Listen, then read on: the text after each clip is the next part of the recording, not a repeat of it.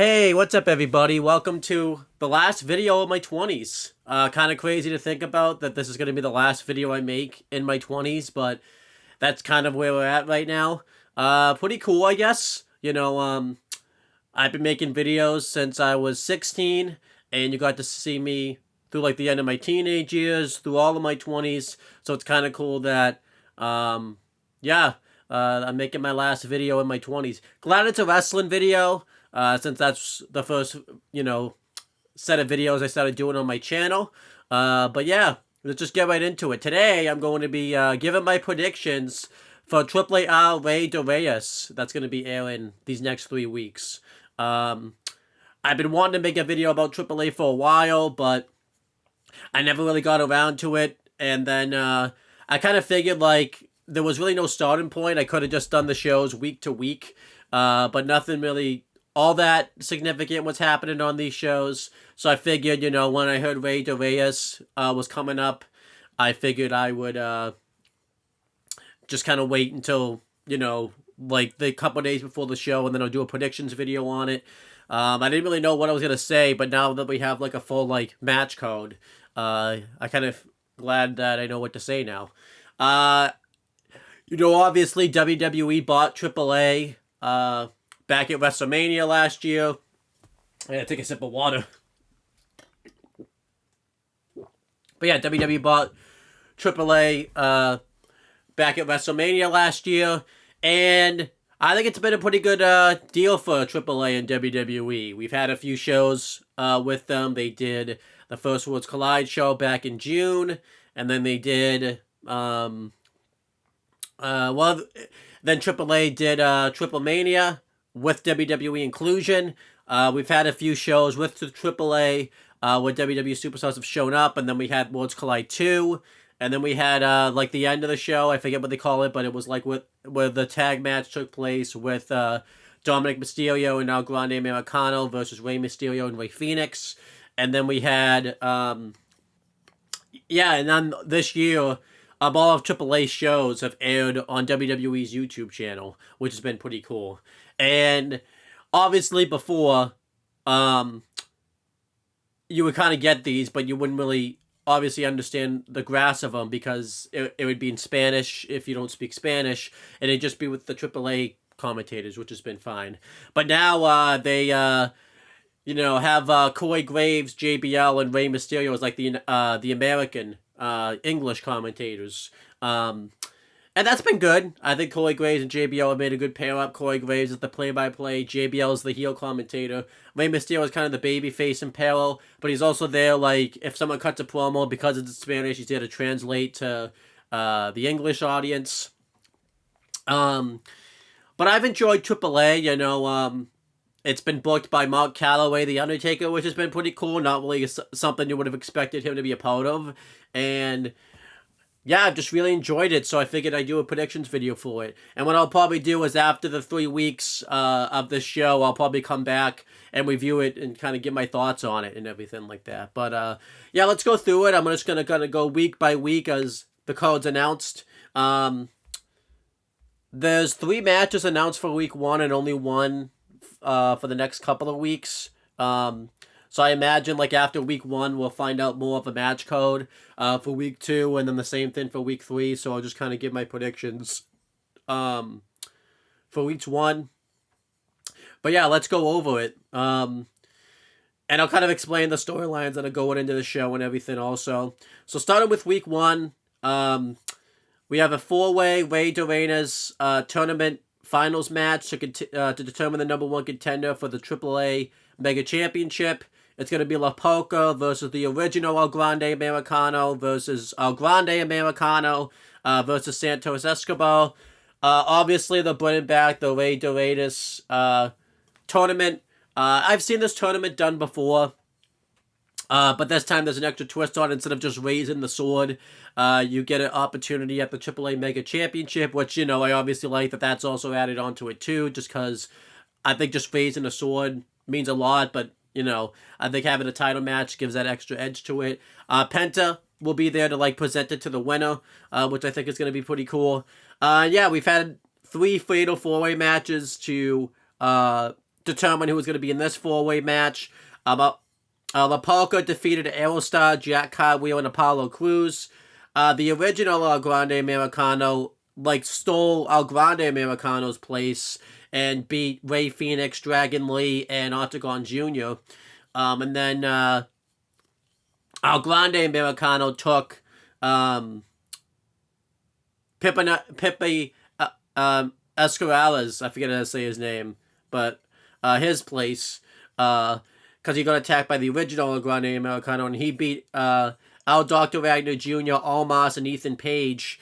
And then Santos Escobar beat Mr. Iguana, Psycho Clown, and Abismo Negro Jr. And yeah, I've enjoyed this. Obviously, the main takeaway feud from this is the one between the El Grande Americanos. I've really enjoyed this feud. I obviously like the way that it's been done. It's really interesting to see how it's been done, too, because on WWE television, like Raw, the original's been the babyface, and El Grande Americano's been the heel, but in Mexico, it's been the reverse, where the original's been the heel, and El Grande Americano's been the babyface, which I think is cool. I think it's a nice dynamic change. I kind of hope if Raw goes to Mexico, they reverse it again, and have the dynamics be switched, but who even knows if this feud will be going on still, if it gets to be that time. But yeah, I gotta predict a winner. I imagine... it's really kind of tough to predict a winner, but I would actually have the El Grande Americano get the win.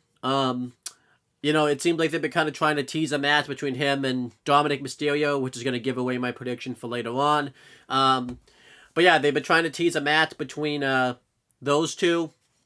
I think this would be a good way to get to it. You could put the belt on El Grande Americano, since he's a huge... face in Mexico, and then maybe make the belt factor into the El Grande Americano's feud. So I think that'd be pretty cool. I think Santos isn't going to win because he's feuding with Dr. Wagner Jr. I imagine he's going to get involved in this match somehow.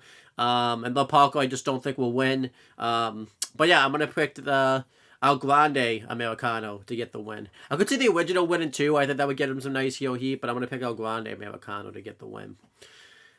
And then we have Flammer having an open challenge to defend her AAA Rey de Reyes championship.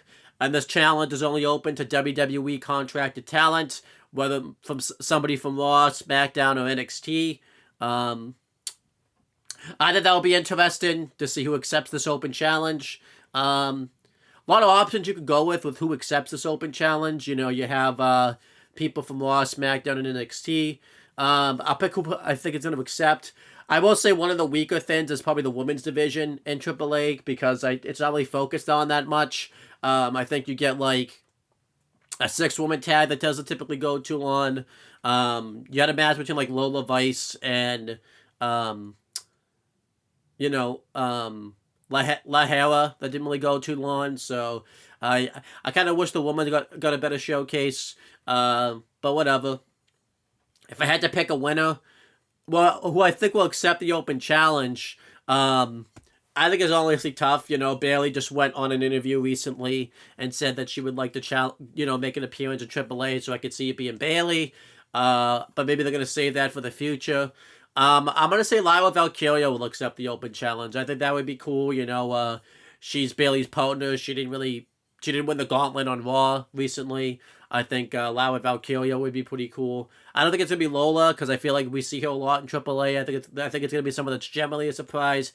And Lyra Valkyria isn't too much of a star. I think they would be okay with her losing because I don't think it's going to be someone like Becky Lynch or Charlotte Flair. Could be someone like Alexa Bliss, but I think Lyra Valkyria would be cool. So I'll go Lyra Valkyria. I don't think Lyra Valkyria will win the belt, but I think, she'll be the open challenger and will lose.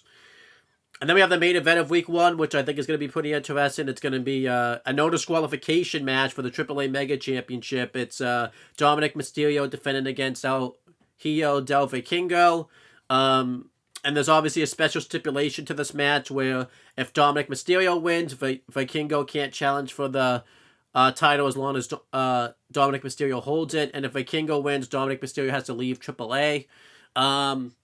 This feud's been pretty interesting. You got to kind of see Dom on the face roll, but he's mainly the de facto babyface, considering the fact that Vikingo just is universally hated in Mexico.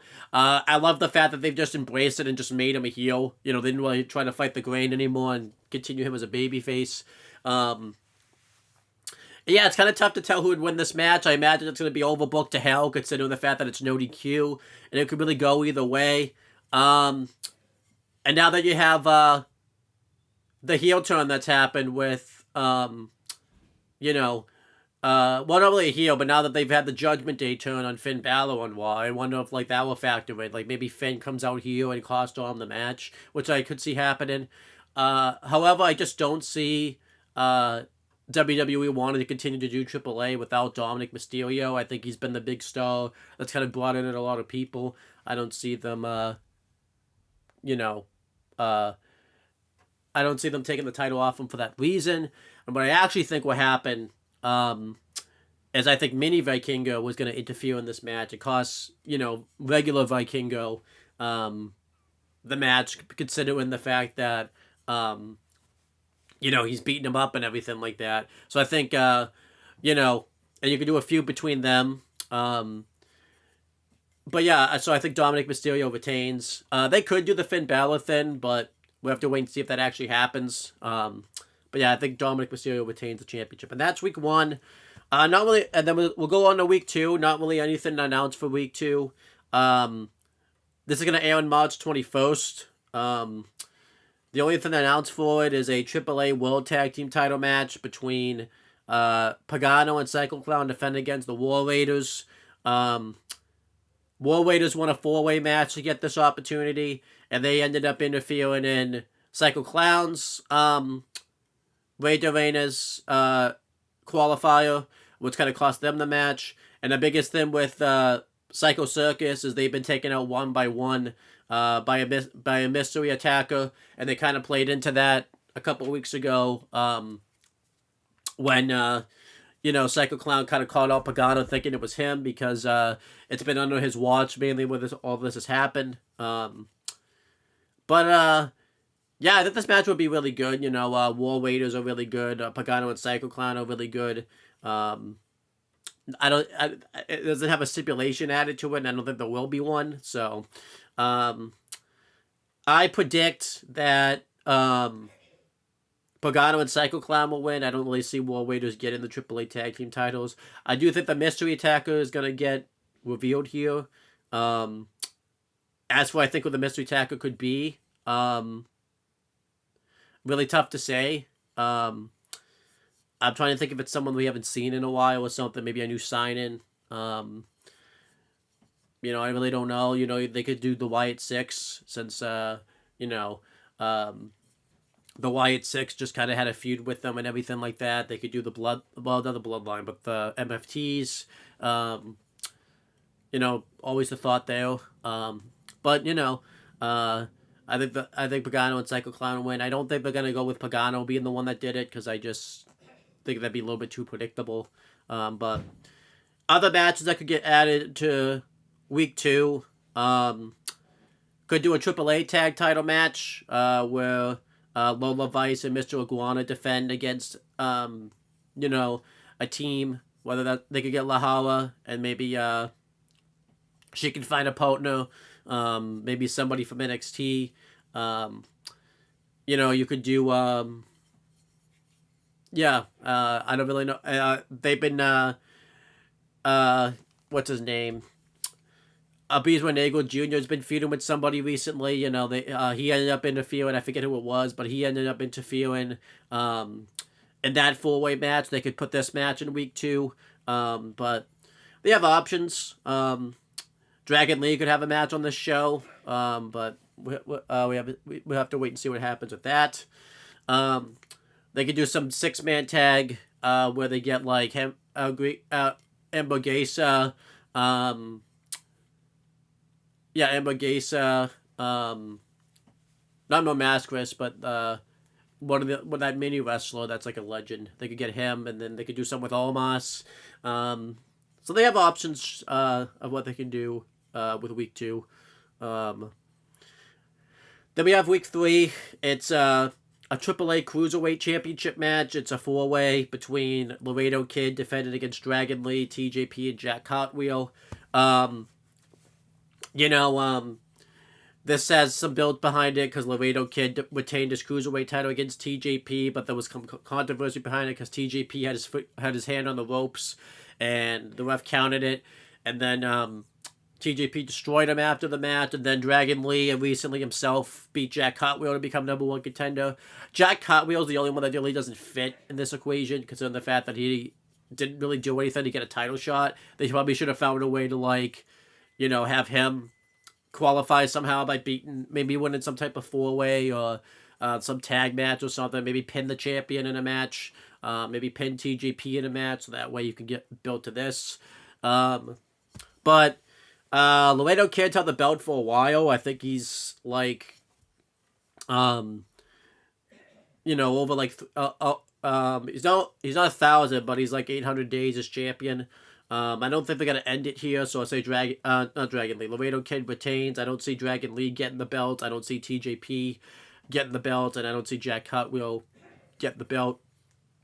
And I think if he loses it, it probably should be in a one-on-one setting. But I expect this match to be really great, a lot of flips and everything like that. So, yeah, I think this match could be very good. So, other matches that could be added to week 3, I'm really not sure. Because I would say maybe I'll hear Wagner Jr. will have a title match. Maybe he'll do an open challenge, and then somebody from the main roster, maybe like an Angel or Alberto, will accept, considering the fact that they're aligned with Santos, so they could always cross that over. Maybe Apollo Crews can face somebody on this show, since he's been doing a lot of AAA things and things like that. There's options that they can do with the AAA week 3. But yeah, that's really it for my predictions. I'm really looking forward to watching these the next 3 weeks of these shows to kind of see what we get out of them. Like I said, I've really enjoyed WWE and AAA's little partnership they've had going on. Well, it's more than a little partnership. WWE owns them now, and I feel like I like the fact that we've gotten to see AAA not really change too much. It still feels like the same product that it would be if WWE didn't own them. They're still doing the same stuff. So yeah, I enjoy it. So I hope you guys enjoyed as well. Again, I'll come back after week 3 and give my review of this show and talk about what I thought of it. So that's pretty much it, guys, and I will talk to you guys later.